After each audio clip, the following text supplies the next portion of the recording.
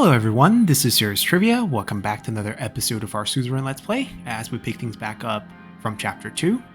It is the opening ceremony of the cultural Benfi festival, the one that our wife wanted to make into a women's rights statement. We had to sadly decline her. Not that we don't believe in women's rights and it's important for the country. It's just that we cannot upset the person who's supposed to originally already have the speech. Alright, we arrive, and we have a very unhappy wife. On the front page were the faces of Kurt and Lesty, the mayor of Enrica, who we didn't want to cancel the speech on. Benfi native. Biggest of the years. Devout Neurus. Monotheistic religion. Divine God. Cultural. Okay. Film festival. Big deal.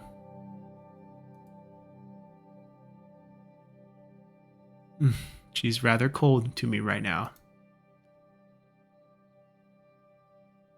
Will you ever forgive me? I told you my reasons. I know and I understand. It's just gonna take me some time.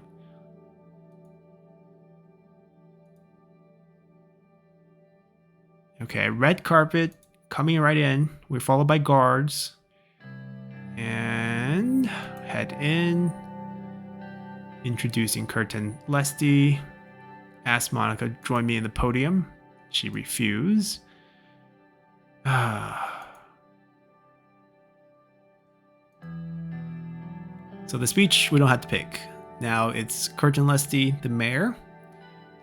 Her arm still folded. Welcome to the first day.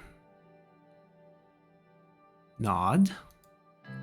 This is the night for the people of Benfi, indeed for the people of Sordland, to put aside their differences and come together in celebration. Yet as we unite for the festivals, we must remember the real reason we're gathered here. Religious principles.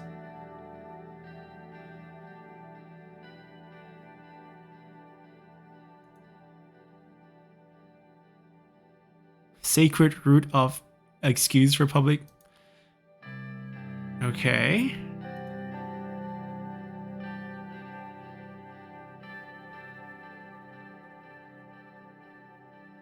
This is hard to answer. Definitely not that. Just let it be. Pervasion hidden under the guise of art is not befitting the beautiful city of...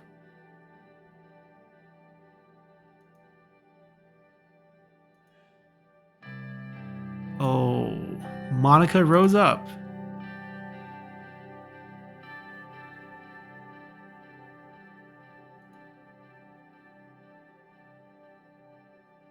We will not say a thing. Let our wife do her thing.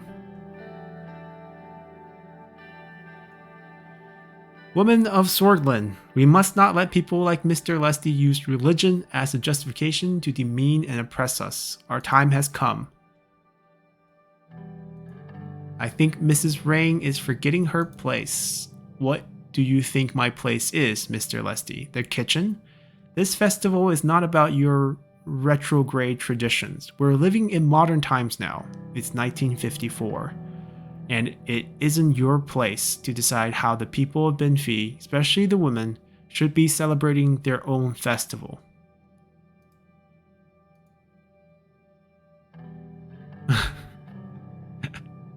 He's gonna kill me.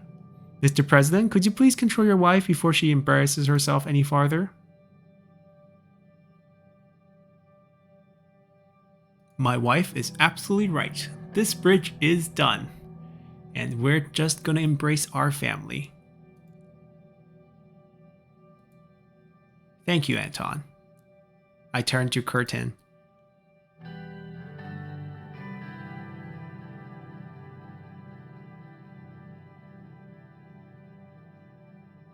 Your task was to give an opening speech, not a moral lecture.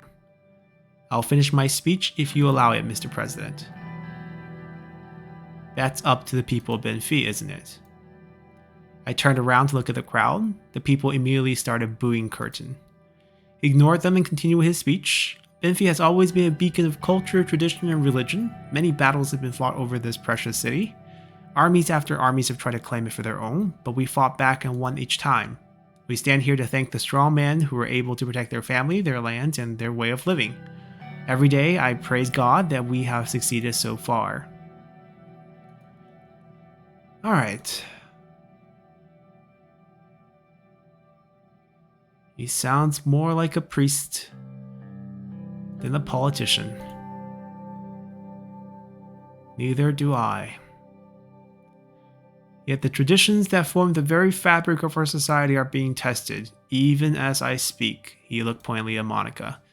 We must stay true to our values so that Sordland can prevail, so that Benfi can prevail.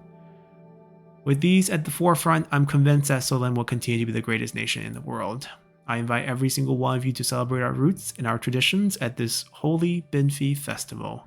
I hereby declare the festival open. Praise God, praise Sordland, praise Benfi. Morgnat Baskor, Vectern Sada. Including me, she didn't say a word. Alright, he exited the stage as the band struck up the official festival anthem. I spent the rest of the evening alternating watching the festivities and conversing with local politicians. By the time we got back to the hotel, I was exhausted. But thanks to the festivities still raging outside, the sound of Monica tossing and turning beside me, I couldn't sleep at all. There goes at least one vote, if not an entire faction. Alright, we have some places coming back to normal.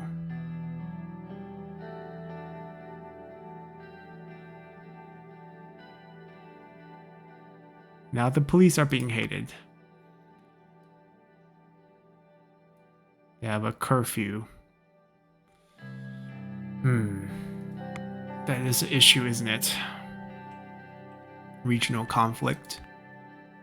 Refugee report.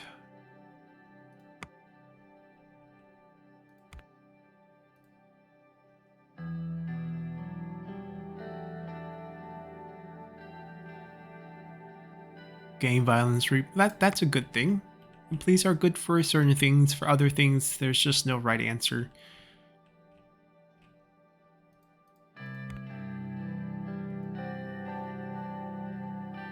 Calm has returned. These are good news. The Worker Party of Budia. Huge rally. Protest the newly signed Harmony Law, right? The religious... Yeah. This region is just a difficult one with the refugees from there. Basically, they're more heavily persecuted here than in our country. And we're going towards that direction, I guess. Downtime at home. Good time with wife, perhaps? 24 hours. Home now, drinking an afternoon coffee on my balcony, a stack of newspaper lie by my side. I picked them up one by one, reading and rereading the articles about the festivals. Some of these papers were merciless against Monica for interrupting Curtin during his speech. A few even called her for barred from political matters. Others expressed their support. In any event, I was relieved the incident hasn't reflected too badly on me. I was putting the last newspaper down as Monica joined me on the balcony. Listen, can we talk for a bit? Of course, what is it? Monica sat and picked up the nearest newspaper. She pointed to a particular insulting headline on the front page. I never in a million years would have wished for this, Anton. I just wanted to thank you for supporting me and apologize for creating such a spectacle. All I wanted was to bring the people of Sordland together, the way you're able to, but not like this. Her eyes were getting moist, a single tear fell onto the newsprint. Wipe her tears away. Oh, Anton. Thank you. One more thing. You know how stubborn I am. Perhaps the festival wasn't the proper forum to air my views on women's rights, but I still need to do this, Anton. I want to officially adopt this cause as First Lady, to actually get involved in politics, not just give impromptu speeches. I could even help you Education Minister with those reforms she's working on. I know this is something you are passionate about as well. Can I count on you? Yes. Oh, Anton, this means so much to me. Thank you. Mama, I'm hungry. Let's go to the kitchen, baby. We'll make Papa the best snack ever. Large cookie with my name and icing on it.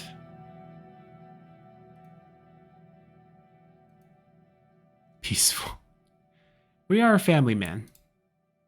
That includes our wife, our son, and our daughter.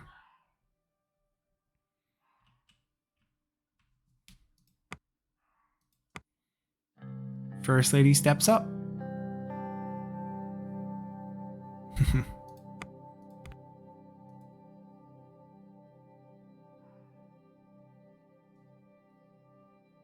Okay, the slowdown has stabilized. That has not. We have two sets of events. There's first the report.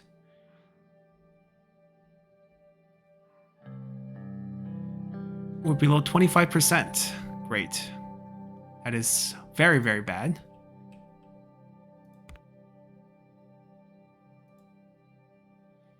Military actual budgeting. The new police force. Secret police. Okay, let's talk about the military. To determine the current situation of the military and spending policies, we held a meeting in the White Room.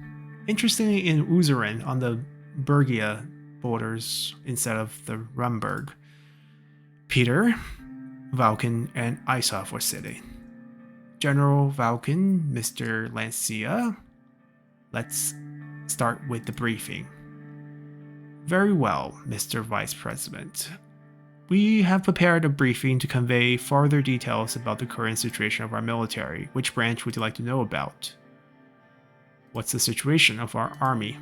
According to the latest report from Camp Strongarm, currently we field 6 armies totaling up approximately 400,000 active troops, which is a good amount. The real issue we are having is quality, not quantity. What's the current equipment status? Our army is quite outdated by today's military standards. Most of our equipment is 2 decades old. To make up for our lack of modern military equipment, we resort to a large number of soldiers, which is not really a long-term solution. I've been trying hard to reduce the negative effect of this problem. We don't need a modernization program. A standardized purchase of lacking equipment would do. We need more funding towards expanding the military size. Otherwise, our army will still be seen as weak. What is our army deployed in right now? The first army is stationed at Lesbia in the south and Wayland borders to protect the way into the central regions of Sordland. The second army, our strongest force, situated by the Rumberg border. The second army has a large mountain commando force and it's the best equipped army because they're facing Rumberg. The third army is near the Algren border and the coastal area facing Vauxland. Due to our bitter past, we generally keep a coastal defense force, although many years ago the decimation of our fleet still is not forgotten. How do we compare to other armies? Rumberg fields about 6 army, amounting to 1 million soldiers. Lesbia fields 5, which amounts to 800 soldiers. Vauxland fields 1 army of about 140,000 soldiers. Wayland fields army amounting to 100,000 soldiers, and Angola fields 2 armies, total of 200,000. The sheer size of Rumberg's army is because they forced conscription law due to the massive gold reserve they are able to afford it. On the other hand, the Lesbian army is the most advanced, followed by Vauxland's army. Both of these countries put a lot of money into modernizing their military. Okay. Let's look at our navy. 59 ships, total of 60,000 sailors and support staffs. SN Rayne is docked. How does it compare? Dwarfed by Vauxland Navy and the Nolia Navy. Less than 30. Modern radar and sonar systems. Markin Sea, the Great Strait, and the Antician Sea.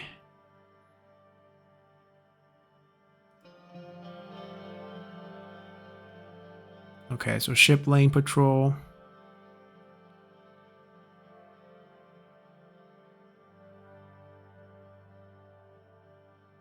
Joint naval drills with Anolia.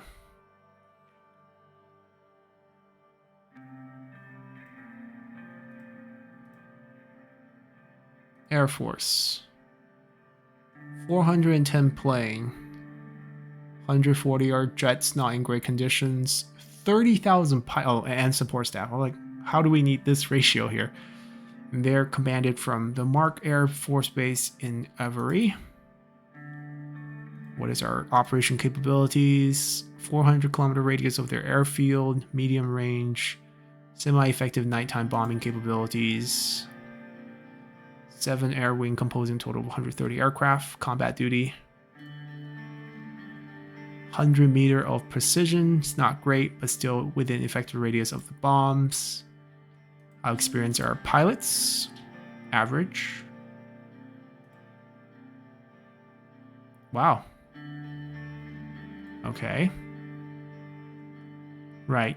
Training time leads to fuel costs and also wear on the plane, so I could imagine that could be difficult. How does it work? Well,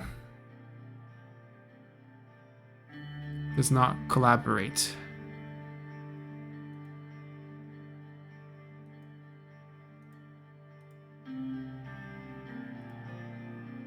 We have heard about them all.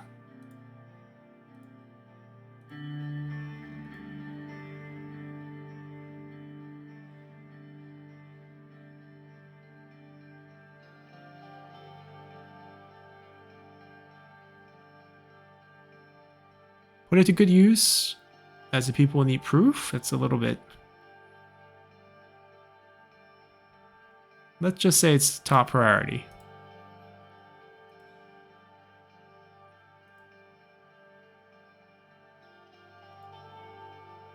Alright, spending choices. Let's hear some suggestions.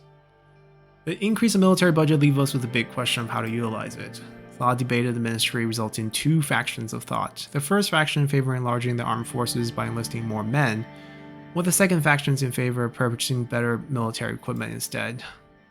Argument for size? Bigger population, larger armed forces, minimize their advantages.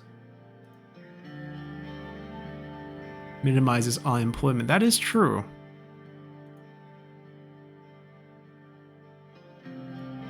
Explain the other.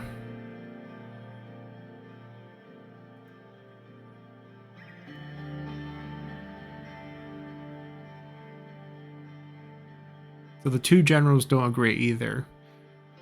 Kruger wants more men, and Isov wants better equipment.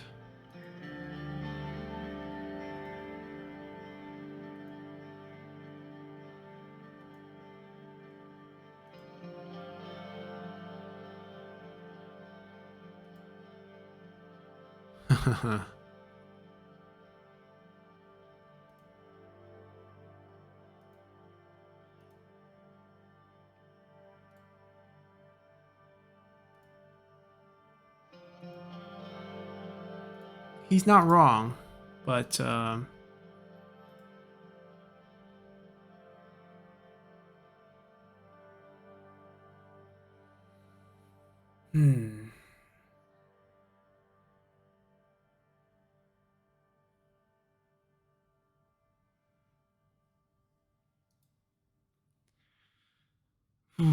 I feel like there are pros to enlarging the army for sure, especially if we don't have to go to war. Right? If there's no war, we enlarge the force, reduce the number of unemployment. The money would also be semi-spent in helping the economy. But that's also labor force out of the population for sure.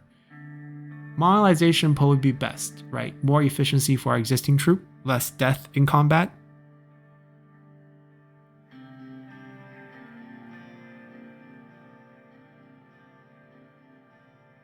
And Kruger is also very old. We'll go with the better equipment.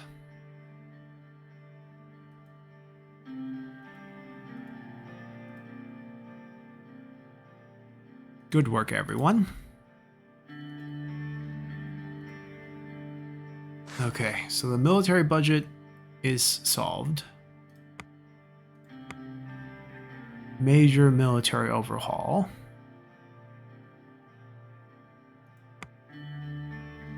Second antenna satellite in space.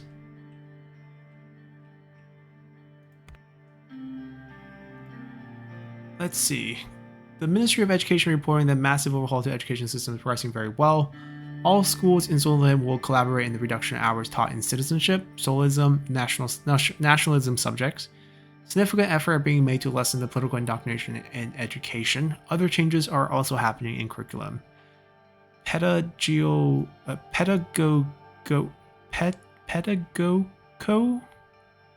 improvements like improved teacher-student relations and the emphasis of critical thinking development have begun all across the entire country. Minister Walda reports solid progress on many fronts, with few schools delaying the transformation on political grounds. I mean, I think we don't need to blanket statement that nationalism is bad. Like, loving one's country is fine.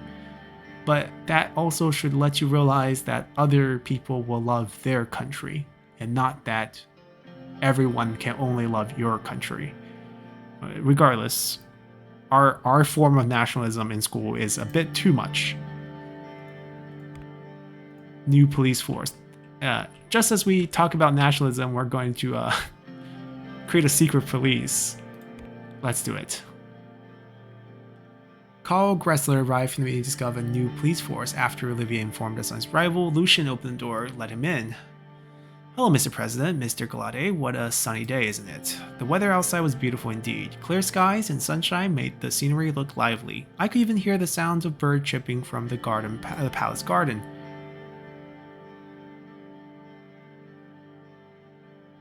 Good to see you, Carl. How have you been? Very good. Thanks to the increased budget at the interior, we have been combating a lot of issues that plagued us. My position bears more responsibilities now, but more importantly, the security situation in the country is much more stable, allowing people to return to normal life. Please have a seat. We don't want you to feel uncomfortable. I'm used to being uncomfortable. He took a seat and corrected his posture. We've been informed of the establishment of the secret state police under the Minister of Interior. Correct. Minister Graf have given me full authority to lead the new force. In order to combat subversive and other threats to the state from the inside, the agents we have recruited are the most loyal and experienced.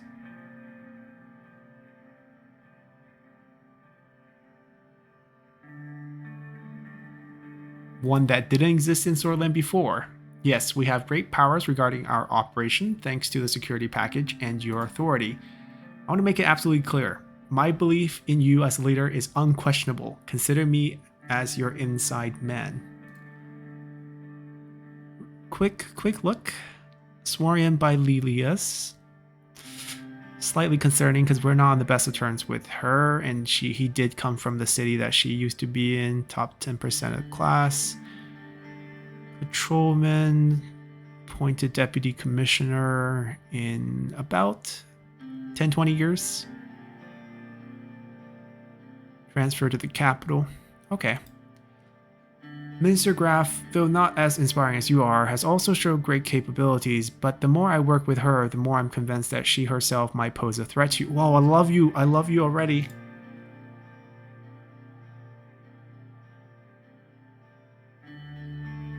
Why would she? Why would anyone pose a threat? Because of the power they hold, of course. I can easily tell you that she pulls many strings. Ambition's a dangerous thing. Carl leaned closer and lowered his voice ever so slightly. The initial analysis by our agent has uncovered some troubling facts. There are elements within our state that have ulterior motives. Elaborate, please. May I speak frankly, sir? Exactly what I want you to do. There are some very powerful deep state forces inside the administration. Our investigation has just begun, but certain links we have discovered are troubling.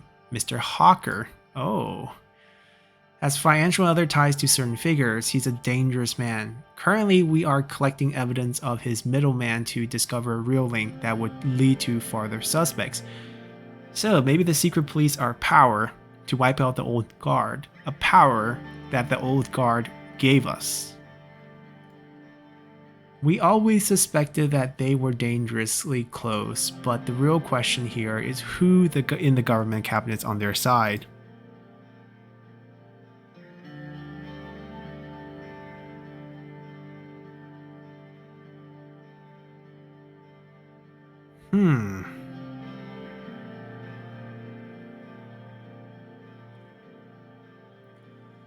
Right, we need to be low-key at this point. Our agency is made up of the most loyal, sir. Hundreds of people were handpicked by Minister Graf personally. They have no history with the establishment. That's the problem about, though, Minister Graf. Our operations are very hidden at the moment. We're picking off the weaker cogs in the machine that will eventually lead us to the top. The most important subject here is the old guard establishment. They pose a direct threat to us. Once enough intelligence is gathered, we may be able to arrest them extrajudicially. Besides them, there are also other elements we're aware of. The oligarchy seems to have some people in the inside as well. We have received some unconfirmed reports about Mr. Tux having made deals with the enemies of the state. Ooh, I like that. I like that. And it is suspected that they are evading taxes through bribery and exploiting gray areas in our law. Our investigators in Estord and Narbel has also found some suspicious financial activities from some of their corporations. If tax returns were to be made public, it would help us track irregularities in the filings. We finally have some bargaining chip on our side thanks to this secret police.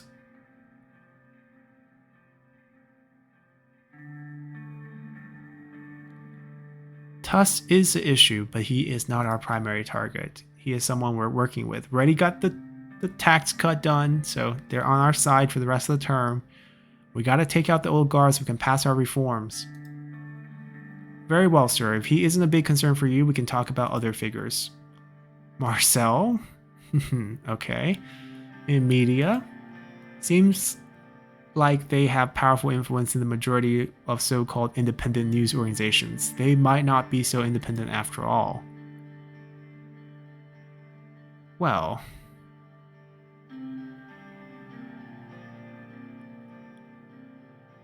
I would like I mean,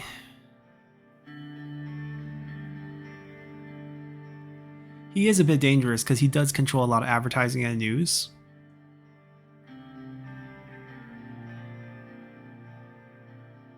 Including the Economist news. Okay, let's investigate him.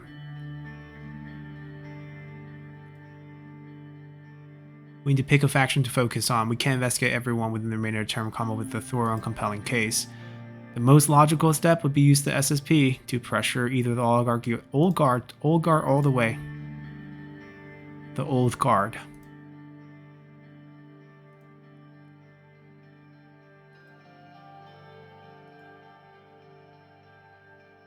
Thank you for your time. Alright, we have finally some sort of bargaining chip. Anyways, we should probably look at the country overview. We haven't looked at this in a while. There's still a backlog? I guess since we didn't give the money to the Justice Department, they still have a backlog. We changed that on purpose. We're trying to fix this. I don't think we'll ever fix this.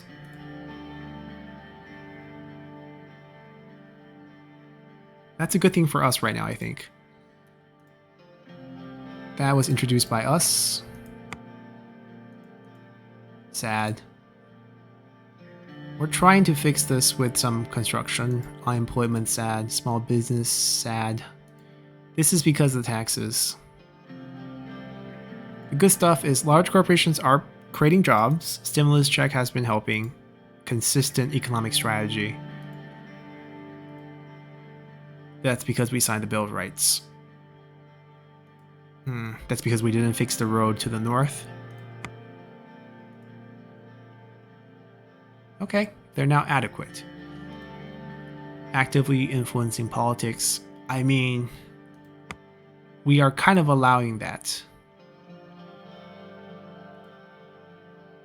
Okay, so there's some good news. Streamline immigration, nationwide protest quelled, lack of allies. We still need a trade deal.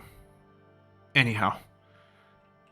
Alright, secret police taken care of. I think speaking of trade deal, that is coming up with our 2 meetings in our 2 neighboring countries. Let's visit the troubling Wayland first. On Sordland 1, Air Force 1, flying over. 5 hours, heavy turbulence, managed to sleep a little. Simon and David, we land, so basically our foreign minister and our economic minister. We land the international airport and capital city of Wayland. Our aim is to finalize the trade deal drafted between. Shortly after we landed, door open, sun blinded me for a moment, stepped outside. Soldiers on either side of the red carpet, at least 100 soldiers. They're not my troops. At the bottom of the stair, Vector Schmalak, waiting for me next to the military jeep. He was a tall man, almost as tall as me. He was wearing large sunglasses, attire regular suit, contrasting the military attire of everyone else on the field.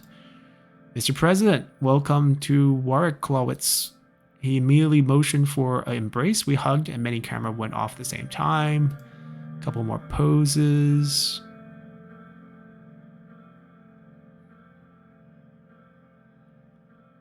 Nice to see you, Mr. President. Now that's the peasantry. Now the peasantries are done. Let's go.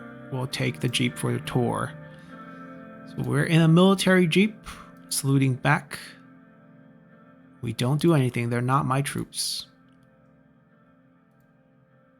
We'll first go to the city center to see the opening of a statue. Whose statue? Really, he's gonna welcome us with a photo op of his statue. Completely empty. Is it always this empty? Closed down for the visit so you can enjoy the city more. Alright, we got ourselves a military regime here.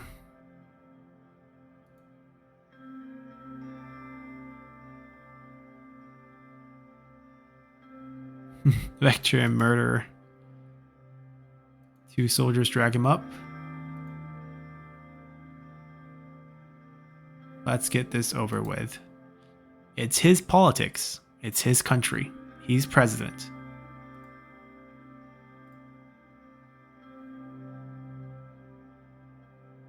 Cloak and sword, huh?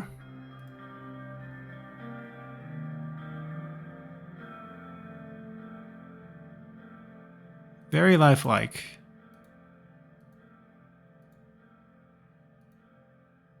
Two strudels. Okay. We'll pay him.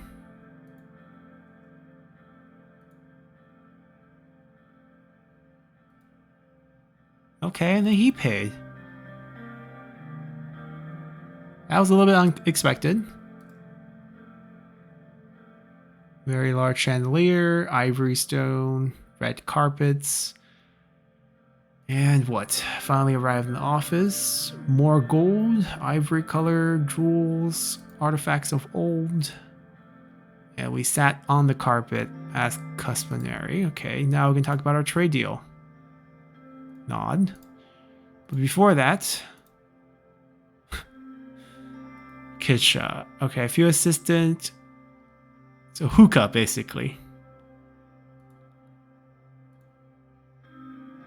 I don't smoke. Your loss. Finest tobacco in the land. Can I call you Anton? Sure. Anton, tell me, what do you really think about Rumberg?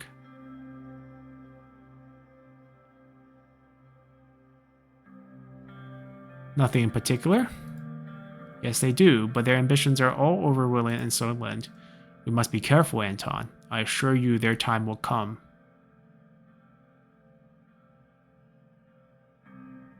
Are you planning something? No, not yet. For now, I have something else in mind. I'm listening. Look, Oods and their so-called BFFs are causing problems for me in this region. I know that they're also a problem for you as well. I will not allow these traitors to exist in my border, so I will hit them with all the might of Wayland. These terrorists need to be destroyed. I call it Operation Bear Trap. What do you want from me? Here's the deal. I'll give you the best trade deal in the region. You'll give me your assistant in crushing the terrorists on both of our borders. I need specifics. My spies have infiltrated the BFF cell and they found a cache of KA-74s. We traced them back to Rumberg. This alone justified my retaliation to protect my country. Worst of all, we found similar shipment are going to Sordland. Yes, Anton, you see, this is not about Wayland's problem. Let's take a step back and talk about what you will get in return. I propose you a no-tariff agreement, co-investment project, and oil. In return, you'll assist me in destroying the terrorists in my country. What support do you need?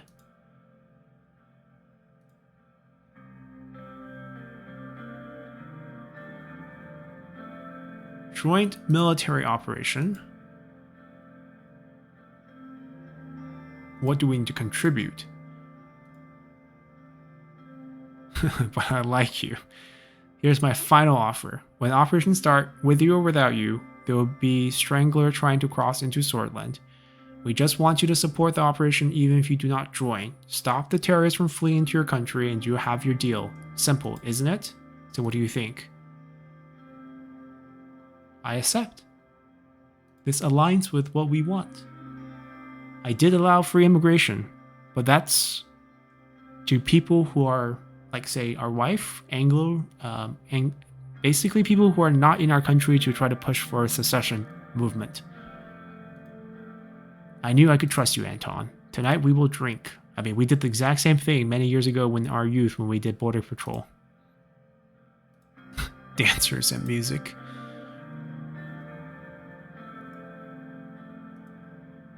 Alright, so that's one trade deal done. This is an easy one. The other one's a bit tougher because they want to renegotiate. I think it's too much in our favor. I see the railway has still stuck and there's nothing we can really do about it.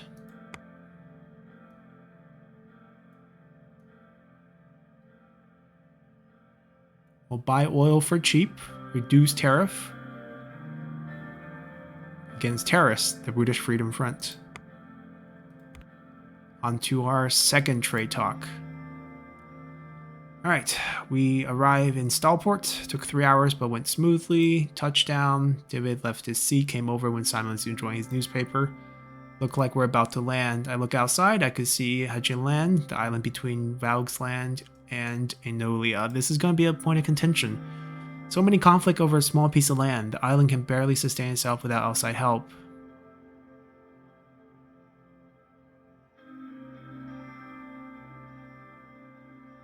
I mean, both are true, but let's cast it in this shoe, because it's a piece of their land, just like we would protect any piece of our land. Of course, but as I get older, I start to question more things. I suspect it'll be one the topic that Mr. Van Hoorten will bring up as a bargaining chip. We must be careful.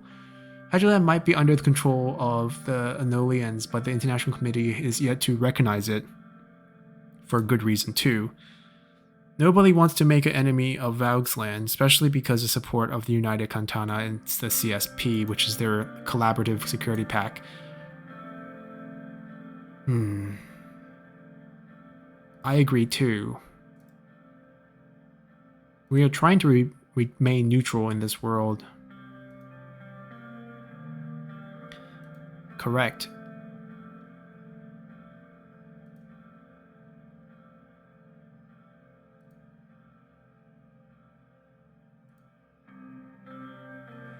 Right, so they want to deal with immigrations, right? We have lax law, they're happy with that.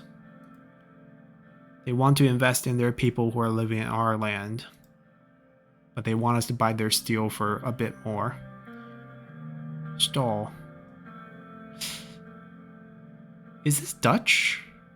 Oh, I can't remember, actually. Anyways, a couple of minutes later, we finally touched down. The plane parked. I took a final look out of the window. The welcoming ceremony from Enolia was waiting along the red carpet outside. After the guards made their way out, I exited the plane. If it's just a crowd, we'll wave at them. I mean, we are the son-in-law to their people, of sorts. Our wife.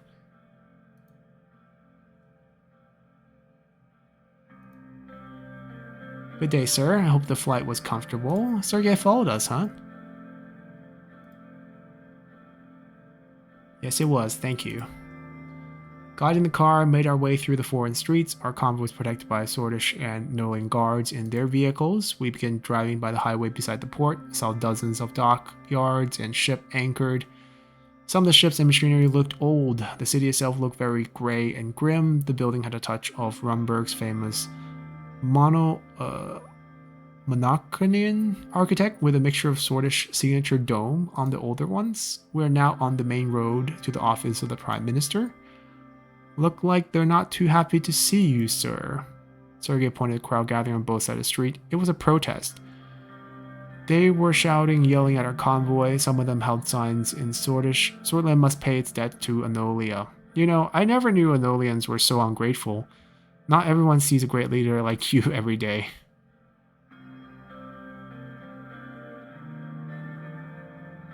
I wonder what propaganda their state is feeding them. They're afraid of you, sir. They're scared that Sordland will reach its potential. They don't want you to be seen as the great hero you are. Sweet talking, Sergei. We have arrived, sir. Stopped in the front door. He was shorter than I thought. Seems like both presidents are very short. Oh, this one's a chancellor, right? A prime minister. Welcome to Enolia in the city of Stalport. Thank you so much for the warm welcome. It's great to be here.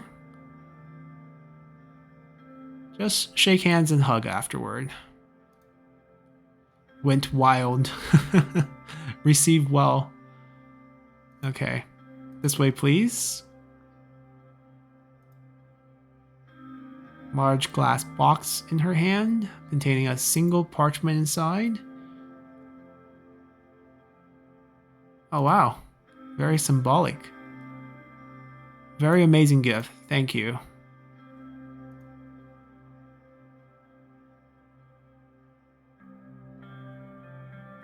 This is something. This reminds me of the international incident where I think Putin brought a dog to meet Angela Merkel back in the day, a couple years ago, because I think she was bit as a young girl and had a small phobia of dogs. Or the other news recently about him bringing a supposedly beautiful translator to disrupt Trump during a meeting with him. Why would they want a constitution? We'll give them the ornate sword. The steel is a rub on them because they want us to buy their more expensive steel. Ah, excellent specimen. This must be hundreds of years old. Looks like the Sordish steel as well. Very fitting, thank you. Let's go to my office. Follow me. I follow him. Enter the office with a minimalist design or decoration. Far more modest.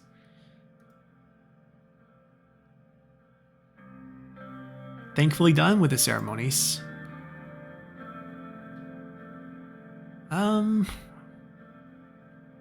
Not fond of these either. Tougher part of our jobs. Many variety of liquor. Would you like a drink?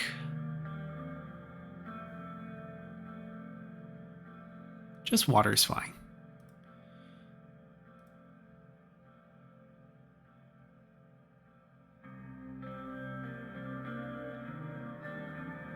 Let's go straight to business. Let's. First of all, I'd like to say that I've been watching your recent change to the immigration policy. I'm glad you have decided to keep it relaxed. Immigrants are very important for the beneficial economic development, and we believe very much in Nolia. It is reassuring to see Sordland move into a more modern direction. Thank you. So tell me, Mr. Rayne, is Sordland a reliable trading partner to Nolia?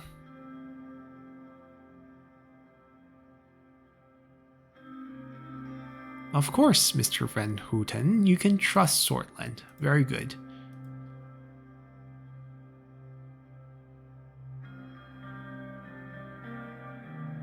let's change the course of our nations. First of all, if we shake hands on it, this agreement is going to be really beneficial for both of us. You should be able to solve your recession in no time with investment money flow coming from us.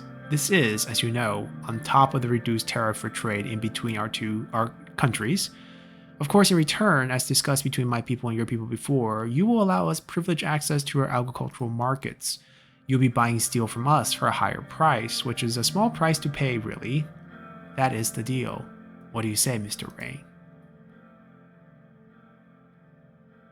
This is not a beneficial deal for Sordland. You went through all this effort to come and say no to me? You're throwing many months of work down the drain. This is a mistake.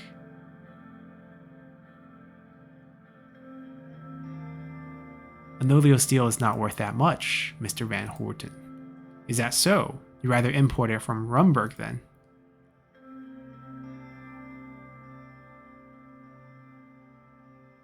Look, Mr. Van Horten, let's discuss if lower prices are possible. We believe that Sordland has been given an unfair advantage for too long because of the previous agreement. We can no longer accept this, Mr. Rayne. Our people believe that we have long been overshadowed by Sordland. I'm here to fix that, with a beneficial trade for both of us, nonetheless. Is there no room for discussion? Haha. He wants an alliance.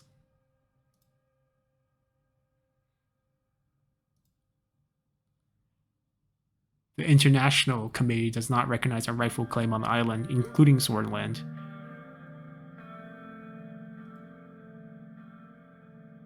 You're asking way too much.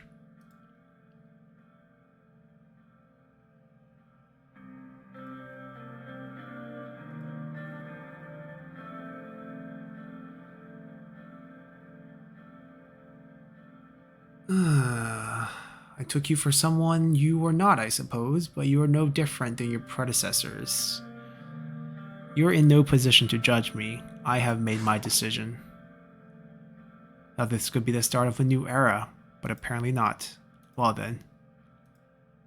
We must continue the official program. As you know, will pay a visit to our founder's grave for another ceremony.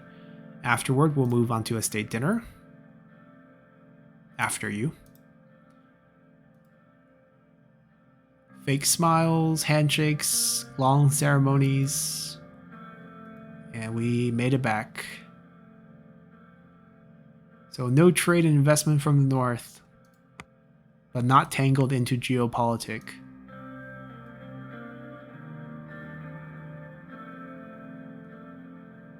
We don't want to be dragged into a war.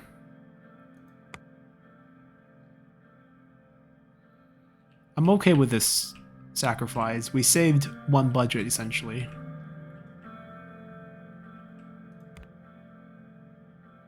Speech on the reform. Well, let's do it. It's a big moment. As I entered the hall, the assembly was in complete chaos, with shouting and cursing between the parties, heavy argument about a proposal made by an MP from NFP, National Frontier Party. I took my seat inside the special area reserved for the ministers. Gloria was shouting from her seat at the center hall as she hit the gavel 3 times, with each strike heavier than the one before. Order! Order! I saw Kibner rose up from his seat and shouting towards the member of the PFJP, People's Freedom Justice Party. Mr. Kibner, calm yourself. Show respect to the procedure of this assembly. Despite her efforts, the arguments continued for a couple minutes before everyone took back to their seats and finally went quiet. Mr. Kibner, next time when I tell you to do so, either take your seat or leave the hall so we can proceed with the procedures of this assembly and continue our duties. Some MPs from NFP side shouted back at her in protest. Honorable ladies and gentlemen, if you allow me to continue, she pointed at me. We have the president here with us today. He has asked to give an important announcement. The assembly fell silent. You have the floor, Mr. President. I walked to the stand as loud clapping started in the USP side. Honorable members of the assembly, I am here today to raise an important question regarding our outdated constitution.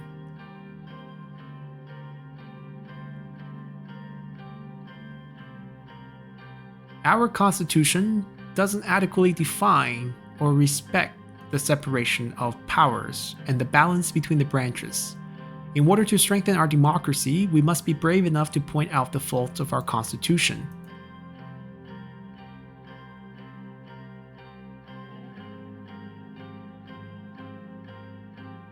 I call everyone to stand by us to make historical changes to our constitution and bring it to the standard of today's world.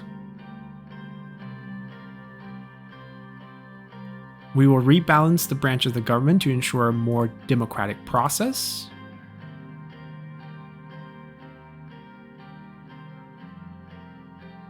Unity. It is more important than ever that we stand united as a nation in these changing times. I call everyone to be part of the change our people has been calling for. We all want to make Sordland better, don't we? Let's embrace democracy and unite under the banner of our people, and surely Sordland will be great again. Let's embrace the future. Thank you, we got the NFP support.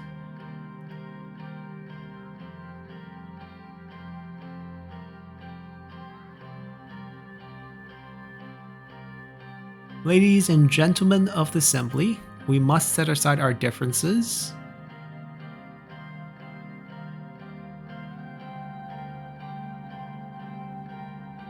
I ask everyone to support us in the upcoming vote.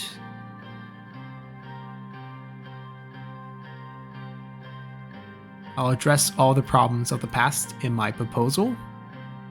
We will not salute the crowd, we'll finish with a poem. There is a destiny above destiny. There is my country beyond my existence or non-existence.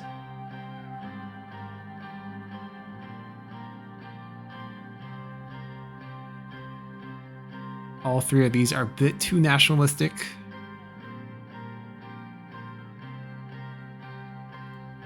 The spring that blossomed out of the graves of our fallen.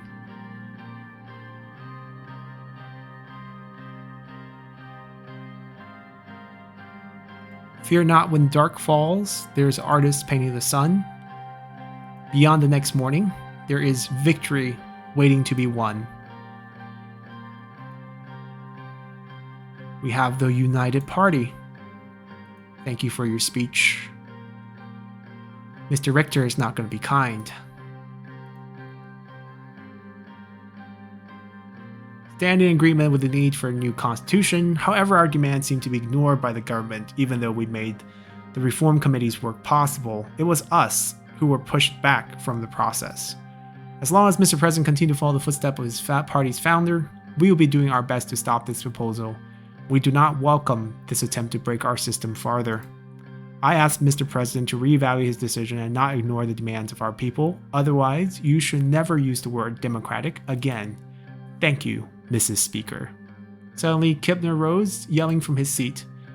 You must have lost your mind to claim you are the reason for the reform talks, Mr. Richter. You and the PFJP are nothing but puppets of Western interest. Order! I demand to speak. Gloria gave him a stare. She looked annoyed. Very well, Mr. Kipner. Go on. Mr. President, he looked directly at me. The nationalist movement want to thank Mr. Rayne for his priorities. The National Front Party will not stand in your way. Let it be known that the NFP will do its best to aid with the draft of the new constitution and to reach an agreement with the USP if our concerns are listened to. NFP has the power to make this proposal pass. Indeed they do. The combined vote will be 170, as we do have control of our entire party. We will stand together with any attempt to protect and strengthen our established political culture and national values. Thank you. Casaro went back to his seats, but the chaos in the assembly continued. Leave the assembly.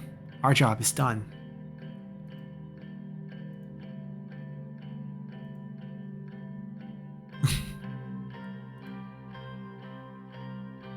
And with that, our job is done. We'll come back and continue from here, although I think I might need to continue to get a save. Let's read a few reports and continue from there.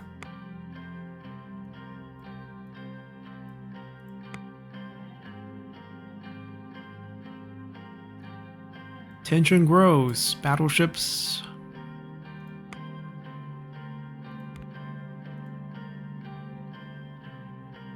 Only 142?